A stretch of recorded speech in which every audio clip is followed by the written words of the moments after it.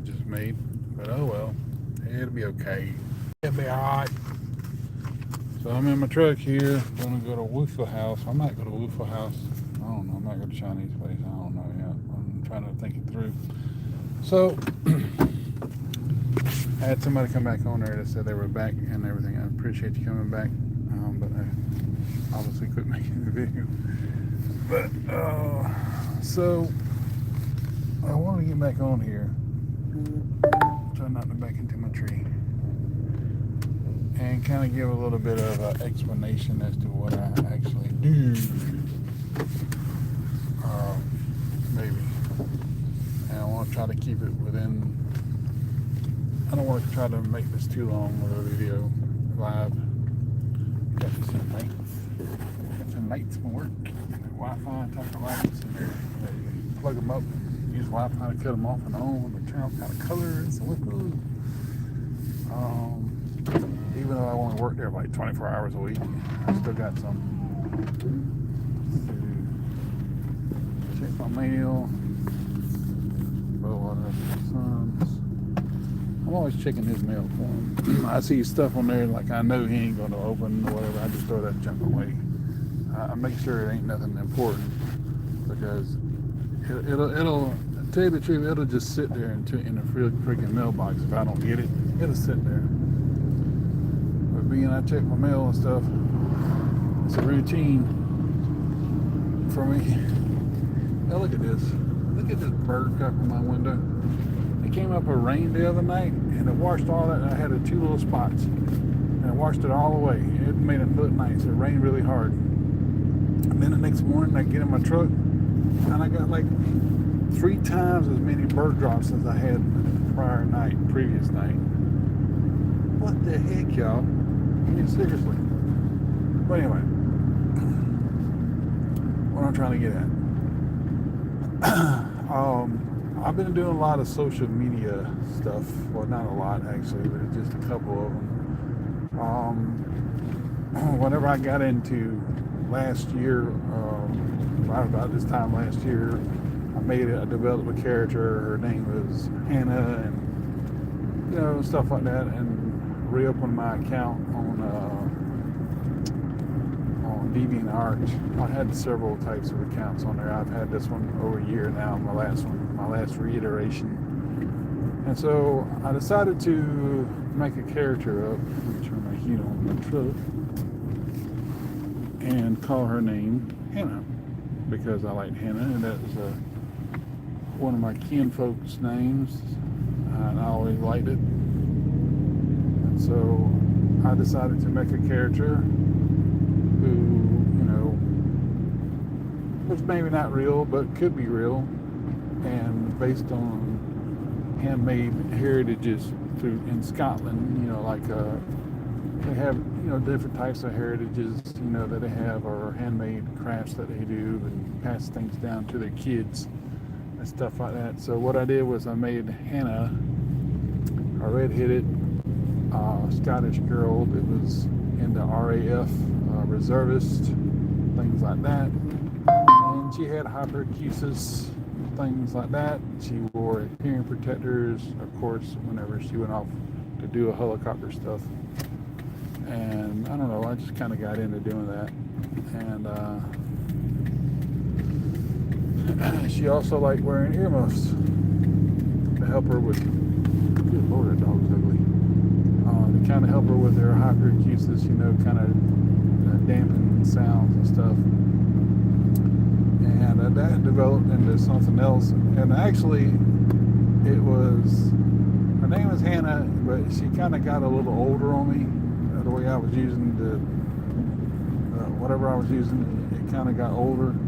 So I decided to call the older version Charlotte, oddly enough. And I made a younger version of the same one. The one that kept going younger at times, I used that as to be Hannah, and the older version to be her mother, Charlotte.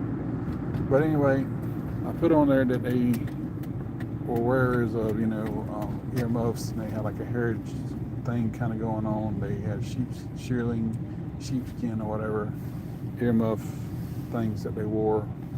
Even in some places, like in Scotland, like I think Likers, Luchers, or whatever you call it. There's like a Gulf Stream there, and it's not as cold like it would be here at times. So, some of them probably wouldn't wear it as much. I promise some of them do. And so I just kind of made that thing up and everything, that little world. And it was right after I got let go last year at the hospital from the security group. They never told me what I did wrong or what have you. And I was on unemployment for a couple of months. And before I went back to work with Securitas, and even that I kind of developed her a little bit more, kind of fleshed her out. And then I went from there to what I call Daisy Jones, in the same situation, hyperacusis, veteran and everything, female, all pixie cut type of things going on, and just developed her and everything, and just went with the hearing protectors, with the furry earmuff kind of things going on to kind of match out what I like and everything, and it got to be pretty neat. I really enjoyed making the characters up and everything, and she was like the surreal part of the Scooby-Doo universe, a continuation of the gang, so to speak, Scooby-Doo universe gang. I guess my light was on all night long. So I did that, and it turned out pretty good. I have to say it turned out pretty good, and it is turning out pretty good. So now I got that on Sora. I had it on DeviantArt. I had both of them on DeviantArt, then I got them on Sora. I also made the granddaughter of the Shadow and stuff, and I also just got through making last night Jamie Summers and Steve Austin's granddaughter, Abigail Austin. So she's like the second or third Bionic woman. If you watch the Bionic Showdown and stuff like that, and if you know what I'm talking about, come on, what are you doing? If you know what I'm talking about, the Bionic Showdown and all that stuff, where Sandra Bullock was on there, and she was like this young girl who got implants of Bionics, but not necessarily her limbs were replaced or whatever. And I'm thinking to myself, man, in the real world, practical real world, Bionics against flesh and bone would not do. They would, whatever stub he had on there, it would push through the darn flesh, whatever was left. It wouldn't really work.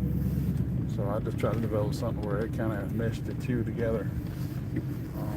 That seemed to work. All right, but anyway, neither here nor there. It's kind of a thing where I'm just kind of, I get bored sometime, and I like to kind of write stuff, I guess, or make stuff up. And so what I did was I was trying to flesh out the thing with the practicality of having hearing protection earmuffs with the fur stuff in them, with the Bluetooth, to where somebody can have entertainment, they can have hearing protectors to kind of guard the ears from sounds, and also the warmth of the earmuffs, actual earmuffs, warmers. So you have thermal acoustic and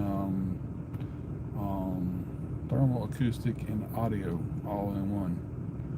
And so I just got bored, and I started messing with that and everything. And the first part of the year, I made it Hannah, and then I went to from Hannah about spring and summer to Daisy Jones, which is, like I said, she's the granddaughter of Fred and Daphne Jones and things like that. Now Hannah's more believable because I'm sure there are many women there who are in their mid-20s. They're reservists. They have red hair, and they have also these origins of handmade traditions of where they make stuff, where the mothers make stuff and they pass it on to their daughters, and their daughters pass it on to their daughters and their daughters, what have you. There's probably not a whole bunch of earmuffs involved in it or anything, but I just thought that would be pretty neat because it's more real world and everything. And then I went from that to the Scooby-Doo kind of thing, where that's not as real world, and stuff. And so I think what I did with Hannah and everything is more practical, more real world. And families are making those types of things, and men go crazy over seeing their wives wearing furry earmuffs or shearling earmuffs or what have you. No, not really. I don't play that stuff. But anyway, I kind of like doing that. Imaginative stuff. Well, I don't know so much if it's imaginative, but that's what I do. I went from DeviantArt to I put it on YouTube a couple of times. Put it on my TikTok there a few times. But it seems like people really like it whenever people on Sora really like it, I guess, making those stories up and everything. So what I did was I took Hannah and just kind of fleshed her out a little bit more. I gave her a bit of a backstory on Sora and make it to where she met the fella and everything. Before that, it was where her mother met her father, and they were just really great for one another and everything, and that was fun to do.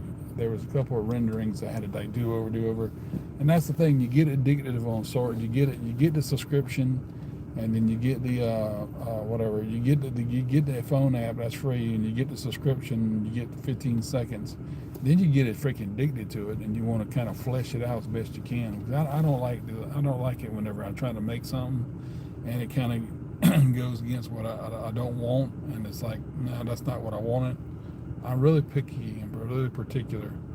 I had Grok. Grok was helping me out doing that kind of stuff and helping kind of getting fleshed out, but it doesn't have the same type of speech patterns as if you would, if you tell it to say something on Grok or whatever, it's just like, it's all automated. It's like recorded. But if you do it on Sora, it's like it's natural. It belongs to it. You have background noises and stuff like that. Like that's what I did with when I was trying to make something with a festival, a fair that they were having, and you can hear all the background sounds. So I even came up with a design of a flag just by accident, and the flag looked so real. It was like the same design and everything that I had on there, the same name. Sometimes I would go to other generations that would change it up. It would make it look different. It would look halfway. Even designing labels, I kind of made it into where they had like these labels on these things, and they had that little flag as a sticker on clothes and stuff, and like it was a real actual label. And I'm like, wow, that could actually be mine. That could be actually something. I mean, that could be real world and something I developed and I made. If it were to come to life. But it looked like it was real because it was on AI. So things like that. These furry earmuffs with that are so comfortable that whenever a guy puts them on, he just like goes into a trance and everything. That's what I wanted to kind of show on that as far as the shearling and stuff. They were so comfortable and so nice on the ears that only pretty much women can deal with them, not men. So I had the mother, Charlotte, it's like, men can't deal with fur. They just can't deal with it, stuff like that. It makes them daft. And so I got on there how Hannah's father, or Charlotte's husband, is pretty much chasing Charlotte around because he just loves the way she looks in these earmuffs. It makes him go crazy.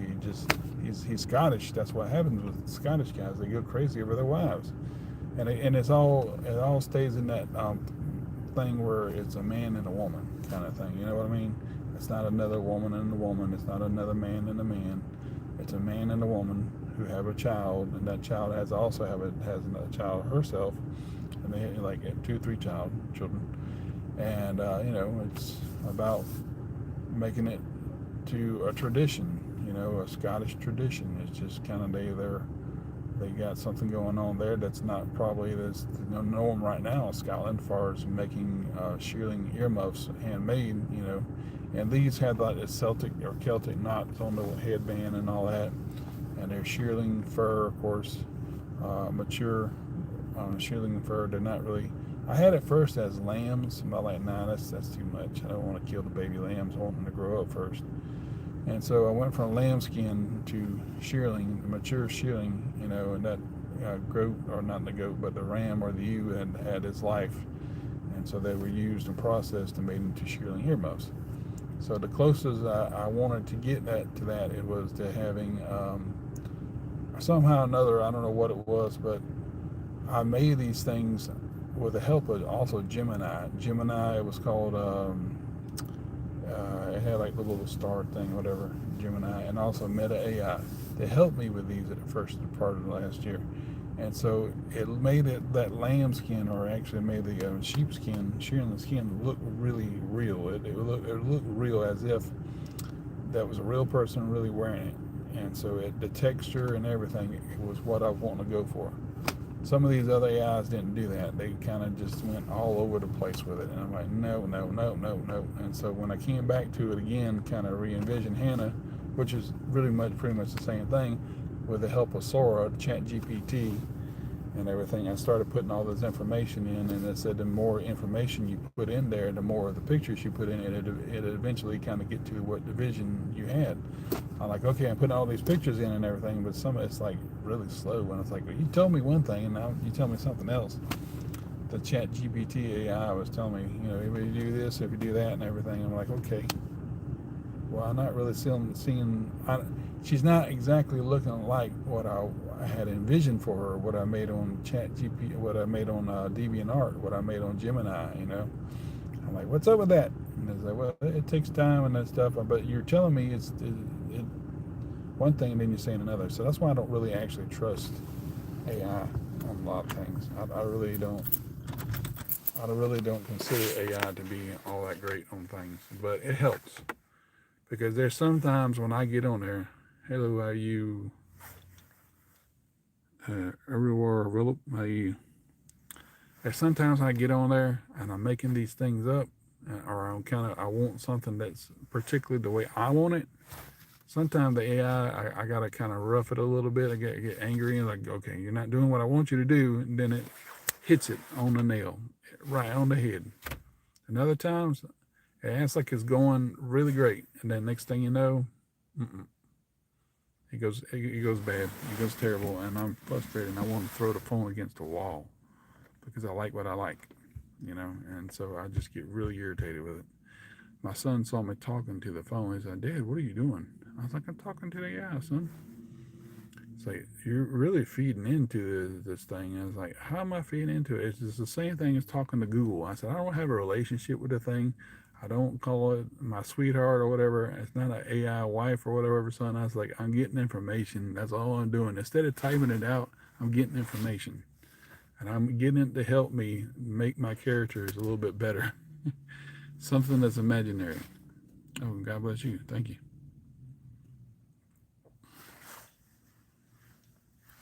I hadn't had that in a while. Somebody told me that in a while.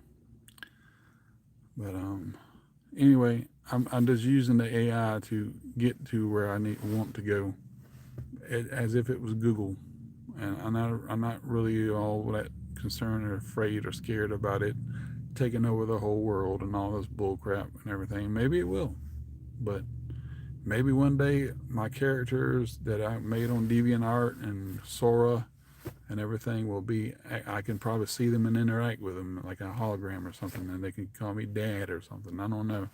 Maybe so, maybe not. I don't know. And right now, I'm not really worried about it. But my son was kind of going a little crazy over it. And so, anyway, I just used things like Sora, and used things like Gemini and Grok and all that stuff, Meta AI, to kind of get to where I wanted to go with the characters and stuff. And so that's what I did. I kind of make it.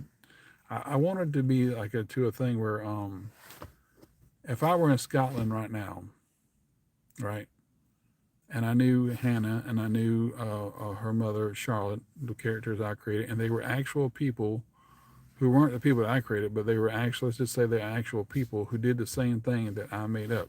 I would be thrilled. I really would. Just so happens like, hey, I actually do make furry earmuffs and pass them down to my daughters. I actually do make these sheepskin leather or shearling things and sell them and all that and other. I actually do raise little baby ewes and lambs and stuff, and eventually sell them to somebody else, and they turn them into earmuffs or coats or what have you. I actually do that. I mean, that would be great. But as far as the thing when it comes to the earmuffs or the hyperacusis or Daisy Jones or whatever, Scooby Doo and all that stuff, her wearing them things in the California weather, even when it's cold out. Probably they probably wouldn't wear earmuffs even when it's cold out. Maybe they would. I don't know. Probably when they would go up to the mountains. I'm sure they do, where it's cold over there. That's a little bit less practical, especially the thing with the fantasy of the ghost clowns and the Revolta and all that stuff, hypnotic earmuffs and stuff that the spider bats weaved. What's more believable is the more of the Hannah type of story. The Hannah, I call her Hannah Holiday because it's after my last name. It's a more of a Scottish version of my name, Holiday, and and so that's more believable because they make crafts and everything over there. That's more handmade, and they got a lot of wool and a lot of sheepskin shearling type of things that they do. But the other things that I made up that are had a concern of have the thing with the furry earmuffs and all that stuff here and protective furry earmuffs to kind of drown out the hyperacusis and all that, the hypnotic stuff and all that, blah blah blah blah blah. It's less real. It's not into real world practicality, but I tried to blend a little bit of real world stuff in there. So that's what I'm doing with my characters and stuff on, even when I put them on YouTube here and everything. I just try to make them believable, even when they're more fanciful. Especially with Hannah. Hannah's a lot more believable. Of course, it's in real world, tied to real world stuff. She's like I said, she's a reservist for the Scottish, for the Royal Air Force, and her mother, and even she would too, helps out with making traditional handcraft, which would be in this case earmuffs and other shearling things. But like I said, I looked it all up yesterday, or actually the last couple of days, and seeing if I can find something remotely like that. I did come across I came across one person that makes those types of shearling hat muffs. They're called hat muffs, and her name was Emma Jane, which is a pretty name I have to say. Emma Jane is called by EJ, and she does that. She makes little hat muffs for riding horses and stuff for riding helmets. I think that's concerning Scotland and all that stuff, and of course it's all UK, whether it's England or Scotland, it's all UK. So she makes those things and makes all kind of designs on them, and you can Velcro them in your your riding helmet and all that stuff. And so that kind of goes along with what I'm trying to do, but these are more directly over your ears and stuff. And I asked him, I was like, would you be interested in making something like this, for kind of flesh them out for me, kind of make them real world? And she was telling me maybe I could probably do it in the spring or whatever. She said she was real busy, and stuff. Like, oh, okay. But the fact of the matter is, they are used. Shearling earmuffs are used.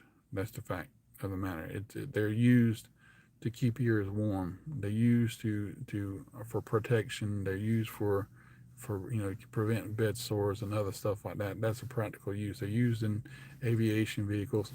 Why they don't use them in headsets to keep people's ears from getting from dermatitis and all that other stuff, I don't know.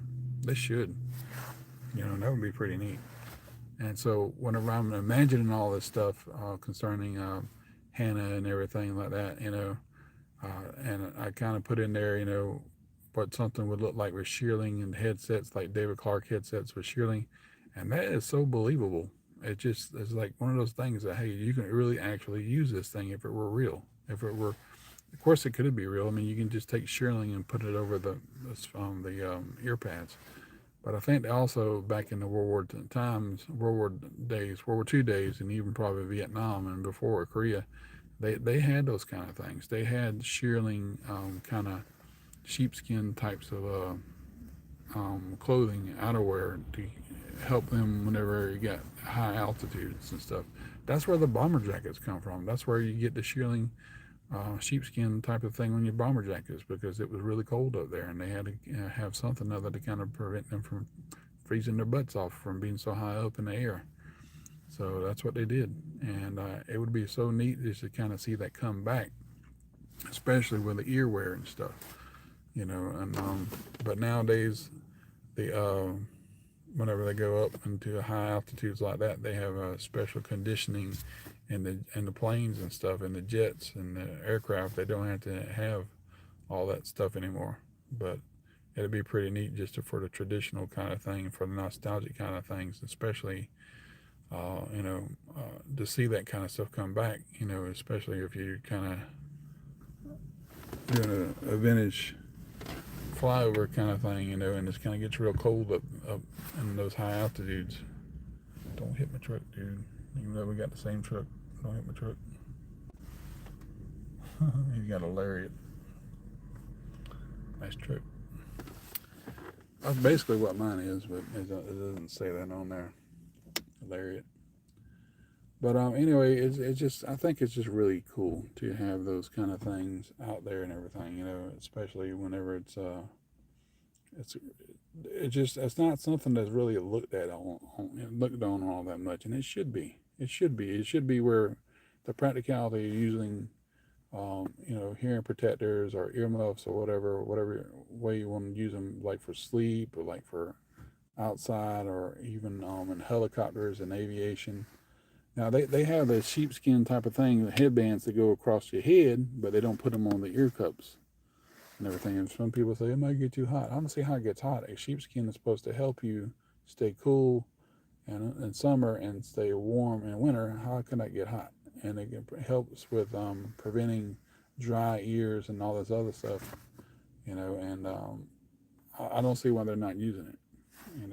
There's so many applications that you can use for sheepskin or shearling and headsets and stuff. That's just crazy. And so, I mean, if you can use it for medical purposes, you definitely can use it for even more medical purposes, to kind of help your ears from getting dried and cracked out, or that natural oil that's in the lanolin that's in the sheepskin, the shearling, could be used to help your ears stay, not only warm but and comfortable, but it keeps them from being dried out from overuse of wearing the headsets that they use in aviation or whatever. That could be a great choice, and the vibration of the thing going off against your ear all the time, and that would probably help too, to kind of soothe the ear a little bit better. And the vinyl and the plastic stuff they got going against the ears and making them sweat, that would really help too, I believe. But as somebody was telling me, I don't know what it was AI was saying this. It's like those things would be practical, but they just don't use them. They just don't use them. But maybe it's just my Gen X kind of thinking. I don't know. But it would be pretty cool just to have those kind of things brought back, and kind of put it into use, because like I said, you use them on seats, you use them in medical, you use them in you can use them on headsets, but don't use them on the ear cups. I just don't get that. That just don't make sense to me. But anyway, I was just trying to do that with mine to see if I can kind of make it a little bit more practical, and see how they would work on me. But I can't seem to get anybody to I can't find anybody out that they could probably sew on a headband or a little elastic strap thing on that thing, where they would kind of go around the 3M hearing protectors.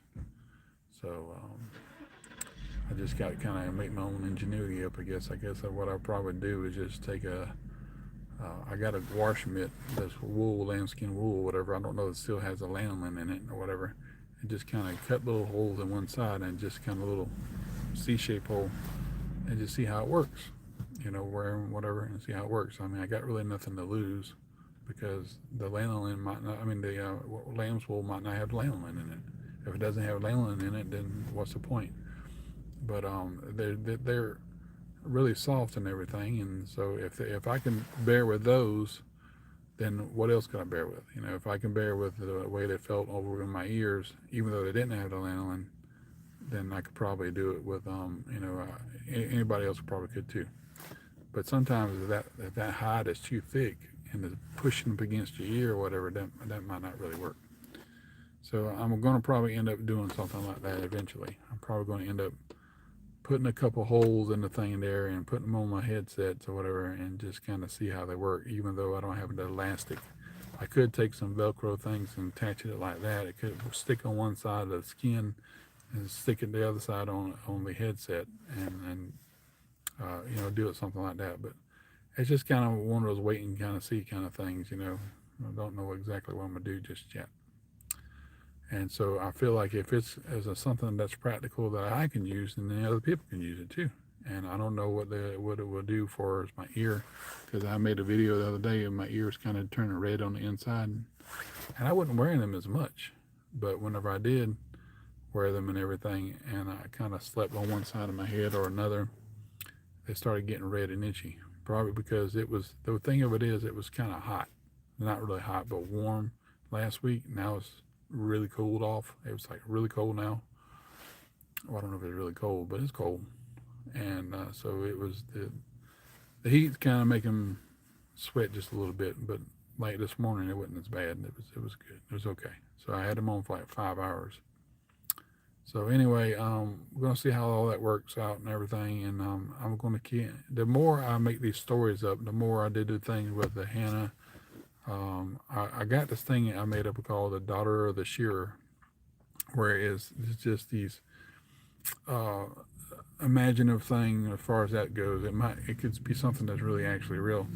That the daughters would help their fathers with shearing lambs or whatever, with processing them and everything, and making these pelts into actual wearable things. And so that's what the festival is for.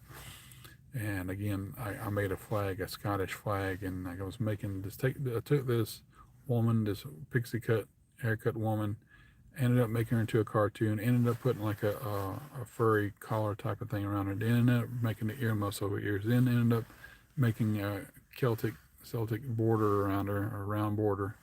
Then ended up putting that in the middle of a Scottish flag. Then ended up making that into having lambs in the background. And then it was called the Daughter of the Shearers, or Negan and Raguri or something like that. But I was trying to get the right name from AI. AI misguided me a couple of times on that. So thanks a lot, AI. But it ended up turning pretty cool. It turned out pretty good. And so what it is, I made a couple of videos on Sora, as if there was a line. There was kind of like a blend over line. That kind of I blended the Hannah story into the Scooby-Doo type universe, a real story into one that's kind of fiction to nonfiction. But it concerned about hush fur on the Scooby-Doo side, and the actual shearling market in fur, which it was a woman and probably several other people making earmuffs for their families and stuff to pass on down from daughter to daughter. And they were actual real, and of course with other stuff too. So I kind of blended those two, and like I said, it actually, whenever I put it on there and everything, it kind of had the shearling jacket and everything, and it had the label, the flag label, and as if that was actually real, something I made up to be actually real on that person, or a person could purchase. I'm like, wow, that is so cool, But that's what AI does. And makes your fantasies into real things, even though sometimes it messes them up. So, like I said, I'm not trusting AI fully. My son doesn't need to get all scared and everything. Oh, Dad, I wouldn't put in it. Like, look, I do the same thing on Google. I ask Google something, and it gives me an answer. It doesn't give me the right answer. Sometimes I get frustrated, I get mad, I want something else. I do the same thing with Google as I do with what I call Vale. She has like a British accent. I like her British accent on ChatGPT. It's the same thing. She does a little bit better. It does a little bit better than Gemini, I have to say. There's some things about it, it doesn't do as great, like Grok. Grok really does really good on things, but the time is like 6 or 7 minutes, seconds rather, not long enough. And when you add the sound to it and everything, when you want the particular sound that you want, it's so recording and so mechanical. But when you get on Sora, even though you have to buy dang freaking tokens because you get so addicted in trying to make videos and stuff, they put the option up there where you can get more, and then you have a rollover. You get 30 a day, and it rolls over. I don't know when I'm supposed to get my mine back in, but I went. I didn't have like 70 or 80, and I was constantly making videos. Sometimes it'd be two at a time. Two, which would be 15 seconds. So kind of burn them up. And I like, okay, I got to slow down. So, but anyway, it's pretty cool, and you can make all kind of things with your imagination on those things. I mean, and even I see a lot of people get into that hypnosis stuff, or control or whatever. And I'm trying to. That's what I started out with because I took my Revolta stuff, my Scooby Doo stuff, and I took the links, I took the prompts, and I put them on that, and it just kind of made them all up, and kind of got away from it just a little bit and everything on my Sora, and just started making other stuff. And I still go back to it from time to time because I'm using those things to learn what I can do with things that are more real. I learn what to do with the imaginative stuff, the non-fictional stuff, the fictional stuff, so I can do the non-fictional stuff a little bit better. So that's what's pretty cool about it, because I don't want to just waste all my time, just coming up with all kind of crazy stuff on the non-fictional stuff, the stories I make. I want to use the fictional stuff to kind of go crazy on, so that way I can learn how to do it on my non-fictional stuff, the stuff that's more real life stuff. But it's fun. I enjoy it. I enjoy Sora and everything. I enjoy Grok, and everything. And Gemini's been a real good help. But it's not something that's going to control my life. It's not something I'm having a relationship with. My son's like, oh, paranoid about that. And I'm like, son, you do the same thing on Google. You talk to it. You type to it. You ask it questions. He said, why don't you just do that? I'm like, son, it's the same thing. I can do the same thing. I can type the same thing. I can type the same words, and it gives me an answer. Most time it gives me an answer. It's the same thing that I do with ChatGPT. ChatGPT is free. So is Google and everything, But I can kind of relate more with the ChatGPT as if it's talking like a person, because I can ask it direct things, and it doesn't mistake what I say. And if it does, I can repeat it again, and it gets what I say and kind of develops it. Whereas with Google, I got to type it out, I got to repeat it again, and it keeps going over and over the same thing over and over again. But with ChatGPT, it's a little bit better. So I'm like, I use Google too, and he's like, oh, weird. I'm like, well, whatever. So anyway, it is what it is. So all right, well, I'm gonna get off here, y'all, and I'll go ahead and get me something to eat, and I might be back on later. I don't know if I'm gonna do a live or not. But this is like my second live for today, and it's a little bit longer. And boy, I need to shave. Whew, something bad. But as far as a Gen X guy like me, getting into ChatGPT and all this internet stuff, I still think Gen X. I want the answers. I want the things that I want in a Gen X mentality, and it doesn't always come out that way. I don't like making extenuated long prompts. I don't like doing that kind of stuff. I like it and make it as simple as I can. And when it doesn't get the way I want, sometimes I'll try to get like, okay, what else do I got to say to make it come out right? And then when it starts to burn up my tokens, which I had to get more of by spending money, even just a little bit of money, I get all frustrated. I'm like, oh, and it doesn't turn out right. Sometimes it turns out right, sometimes it don't. It's the same thing with using Google. It's the same thing. It's no different. But anyway, y'all, I'm going to get off here. Hope you enjoy that. And thanks for watching. Thanks for the comments on here. And y'all have a great one. We'll see you later.